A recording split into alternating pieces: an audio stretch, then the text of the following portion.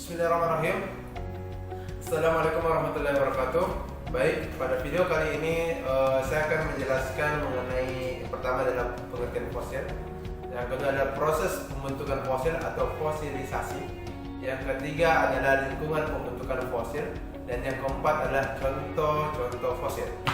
Baik, yang pertama pengertian dari fosil. Fosil secara umum yaitu sisa-sisa atau bekas-bekas makhluk hidup yang menjadi batu atau mineral.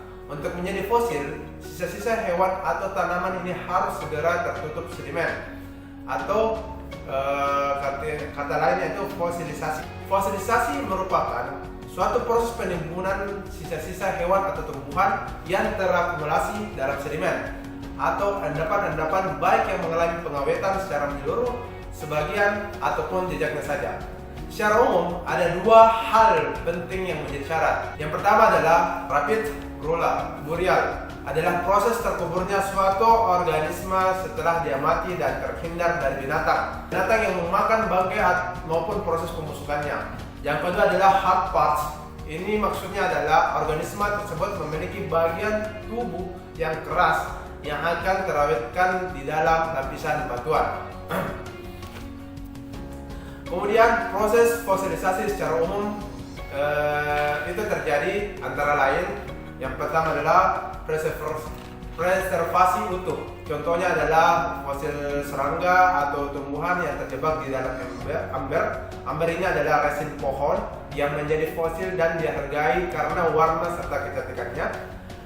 Ya, yang terfosilkan adalah ambernya. Namun karena serangga itu terjebak di dalam amber yang memfosilkan, maka serangga tersebut ikut terfosilkan. Yang kedua, mineralization atau biasa nama lain adalah petrification atau biasa itu pembentukan, yaitu proses fosilisasi yang terjadi karena adanya penyisipan mineral mirip batuan yang mengisi jaringan asli suatu organisme dan secara perlahan menggantikan jaringan tersebut dengan silika.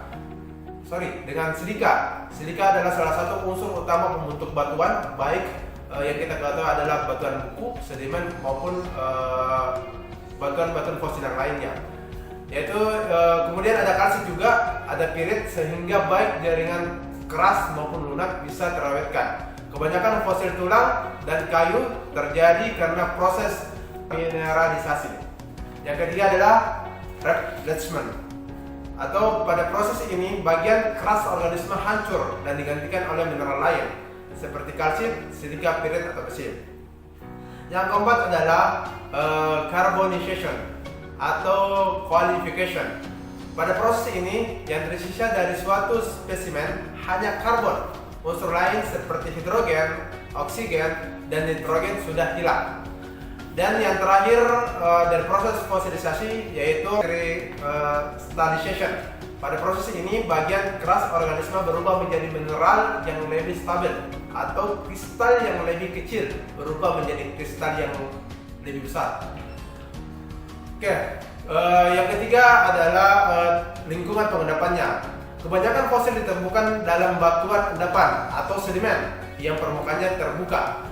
Batu seperti batu karang yang mengandung banyak fosil tersebut disebut dengan fossiliferous atau batuan sedimen yang terbentuk dari fosil.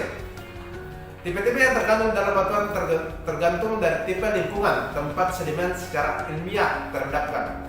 Sedimen laut dari garis pantai dan laut dangkal biasanya mengandung paling banyak fosil.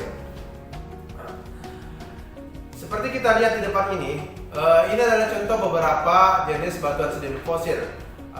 Batu gamping yang saya pegang ini, yang di depan ini merupakan batu gamping jenis terumbu. Ada juga fosil kayu dan batu fosil lainnya. Dan masih banyak lagi contoh-contoh fosil yang ada di permukaan bumi ini, seperti fosil dinosaurus yang kita bisa temukan di monumen-monumen, atau ada juga kita bisa temukan di goa. Itu berupa ada jejak tangan, jejak kaki, dan fosil-fosil lainnya yang memiliki nilai estetika yang sangat menarik dan nilai jualnya pasti sangat tinggi. Adapun yang terakhir, ini berkaitan tentang pemanfaatan juga. Jadi pemaparan fosil itu penting untuk memahami sejarah batuan sedimen bumi. Jadi subdivisi dari waktu geologi dan kecocokannya dengan lapisan batuan tergantung pada fosil organisme berubah sesuai dengan berjalannya waktu. Dan perubahan ini digunakan untuk menandai periode waktu. Persebaran geografi fosil kemungkinan para ahli geologi untuk mencocokkan susunan batuan dari bagian-bagian lain di dunia. Mungkin cukup penjelasan singkat dari fosil. Kurang dan lebihnya mohon dimaafkan. Akhir kata, Assalamualaikum warahmatullahi wabarakatuh.